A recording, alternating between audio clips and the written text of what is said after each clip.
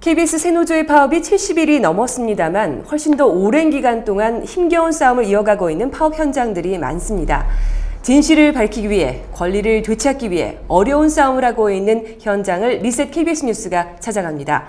그 첫 순서로 부산일보를 다녀왔습니다. 이 부산일보 기자들은 반년 넘게 편집권 독립을 외치고 있는데 그 정점에는 정수장학회와 박근혜 새누리당 의원이 있습니다. 보도에 김민철 기자입니다. 지난 14일 부산일보 편집국. 이른 아침 출근한 이정호 편집국장은 자신이 쓰던 책상이 밤새 또 사라졌음을 발견했습니다. 편집국장 책상이 없어진 건 이번이 두 번째.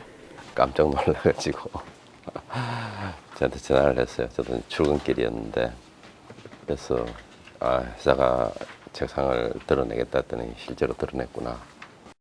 지난해 사측이 이 국장에 대해 법원에 직무정지 가처분 신청을 냈지만 법원은 이를 기각했습니다. 그러자 사측은 이번에는 대기발령 인사를 내고 또다시 책상을 뺀 것입니다. 정수장학회가 100% 지분을 가지고 있는 부산일보사. 편집국장을 둘러싼 갈등은 지난 2010년 취임한 이정호 편집국장이 정수장학회의 문제점을 다룬 기사를 꾸준히 보도하면서 비롯됐습니다. 지난해 11월엔 정수장학회 사회환원과 사장 후보 추천제를 주장하던 이호진 부산일보 노조 지부장마저 해임돼 갈등은 최고조에 달했습니다. 편집국장과 노조위원장 징계를 다룬 기사를 싣는다는 소식이 전해지자 사측은 11월 30일 신문 발행을 중단하는 초유의 사태가 발생했습니다. 11월 30일 날은 부산일보 생기고 경영진에 의해서 신문 발행이 처음으로 중단이 됐습니다. 왜? 정수재단 문제 거론된 데에서 박근혜 위원장 이야기가 거론된 데에서 부산일보 노조는 편집국장, 노조위원장에 대한 징계 철회와 편집권 독립을 요구하며 정수장학회 사회환원운동을 벌였습니다. 노조는 시민사회단체와 함께 정수재단 반환 부산시민연대를 만들어 부산일보 사장을 배임 혐의로 고소하고 사회 각계 인사가 참여하는 일례의 시위를 이어가고 있습니다.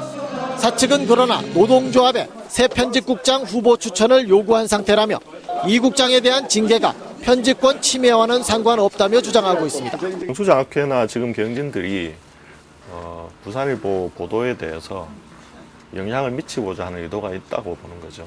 올 총선에서 야권 지지율이 여권에 거의 필적할 만하게 나왔고 이런 상황이 대선에까지 영향을 미치게 되면 박근혜 대통령 만들기가 좀 어려운 거 아니냐. 대주주인 정수장학회는 박근혜 전 새누리당 비대위원장의 최측근인 최필립 씨가 8년째 이사장을 맡고 있어 여전히 박 전 위원장의 영향력 아래에 있다는 의혹을 받고 있습니다. 2005년 3월 최 이사장은 부산일보 노조와 만나 박근혜 씨로부터 정수장학회를 맡아달라는 부탁을 받았다는 발언을 한 사실이 공개되기도 했습니다. 하지만 박 전 위원장 측은 정수장학회와는 아무런 관계가 없다며 입을 다물고 있습니다.